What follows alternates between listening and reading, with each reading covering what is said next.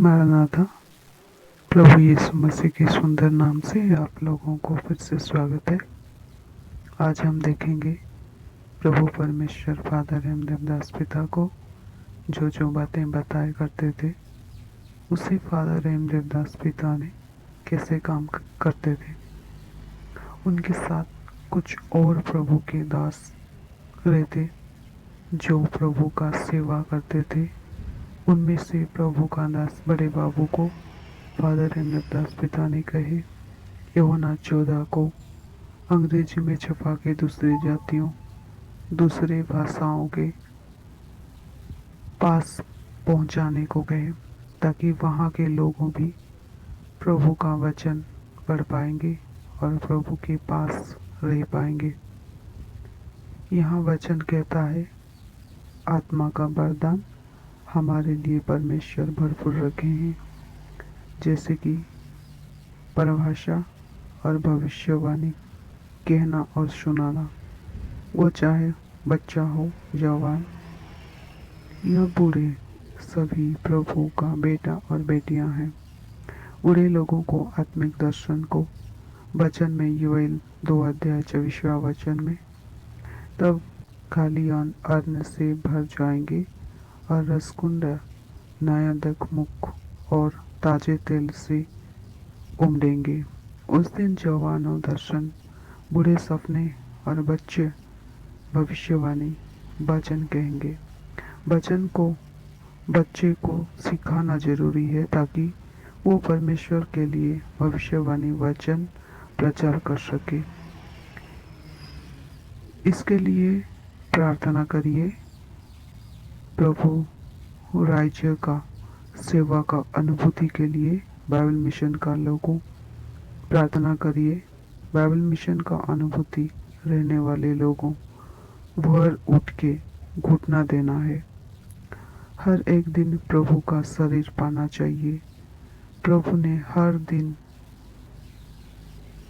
जीने के लिए उनके शरीर दिए हैं। प्रभु के दास ने कहे थे प्रभु का खून फादर एम देवदास पिता का मुंह से बह रहा था, वो अनंत जीवन है। हमारे पिता का प्रभु का अनुभूति इस प्रकार था, प्रभु के चरणों में घुटने देना और प्रार्थना में जागते रहना। ये लोग ही सच्चा बाइबल मिशन विश्वासी हो सकेंगे। अगर ये सब ना करके सिर्फ काम से ही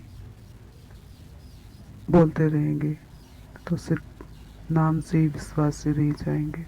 इसीलिए आत्मिक दान दिया हुआ है, क्योंकि सभी वही दर्शन देख सकेंगे। मत्ती 2 अध्याय 10वां वचन सुसमाचार सभी के लिए है।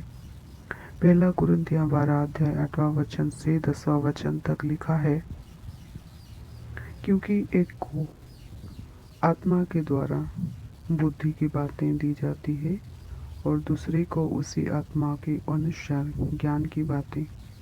किसी को उसी आत्मा से विश्वास और किसी को उसी एक आत्मा से चंगा करने का वरदान दिया जाता है। फिर किसी को सामर्थ के काम करने की शक्ति, और किसी को भविष्यवाणी की, और किसी को आत्माओं की परख, और किसी को अनेक प्रकार की भाषा, और किसी को भाषाओं का अर्थ बताना। यीशु मसीह का आत्मा सभी के ऊपर डाल दिए हैं। उसके लिए काम करने वाले दास और दासियों के ऊपर मेरे आत्मा डाल दिया हूँ, प्रभु कहते हैं। बारिश के द्वारा आग की बारिश डालना चाहते हैं। आत्मिक स्थिति दिन पे दिन कम हो रहा है। आत्मा पाए हुए लोगों ने आत्मिक स्थिति का साक्षी है। आत्मा से नीचे गिरे हुए लोगों, आत्मा से काम होने वाले लोगों, प्रभु यीशु मसीह के हैं, मेरे से शक्ति निकला। जितने उनके पास गए वो सभी चंगा हुए। मत्ती 9 अध्याय 20वां वचन। और देखो, एक स्त्री ने जिसको 12 बरस से लहू बहने का रोग था, पीछे से आकर उसके वस्त्र के आंचल को छू लिया। प्रभु यीशु मसीह ने रोगियों को चंगा किए, मरे हुए को जिंदा किए, हर दुष्ट आत्माओं को भगाए, सभी को चंगाई करते उनके शक्ति निकल रहा था उनके आसपास के लोगों के ऊपर। आज भी घुटने टिकाकर अकेले प्रार्थना करिए। आत्मा से अपने आप को नापना चाहिए। उदाहरण के रूप में देखें, हर दिन पैसा गिनना, वैसे ही हर दिन आत्मा को नापना चाहिए। आत्मिक जीवन के लिए सोचिए, घुटने टिकाकर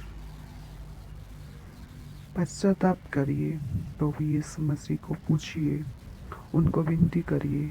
अगर ये सब हमारे जीवन में करते रहे, 30 गुना से 60 गुना और 100 गुने में तैयार हो पाएंगे।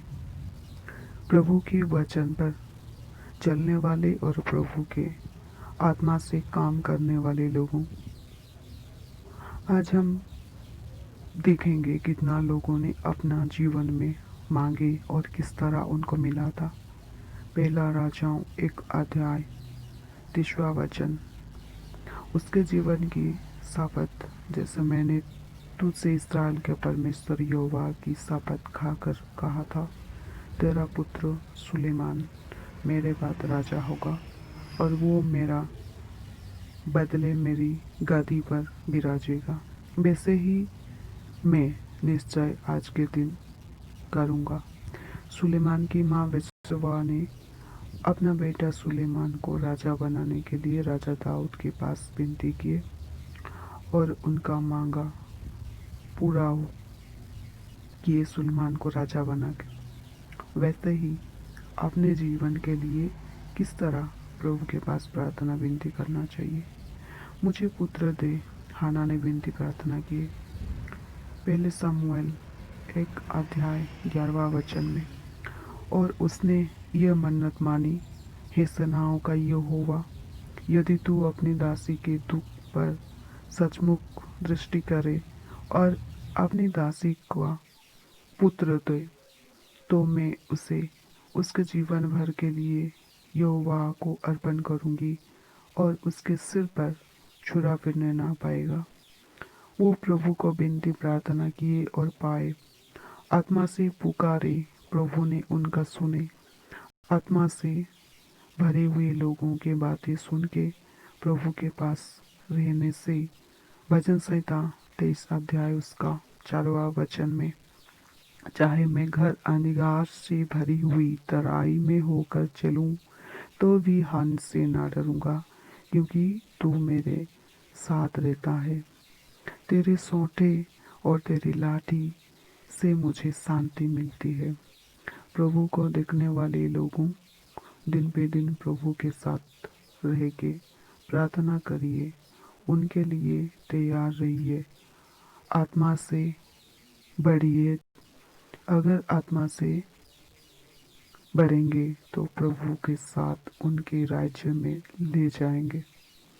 अगर पूरे तैयार रहेंगे, प्रभु को आने के लिए बुलाइए।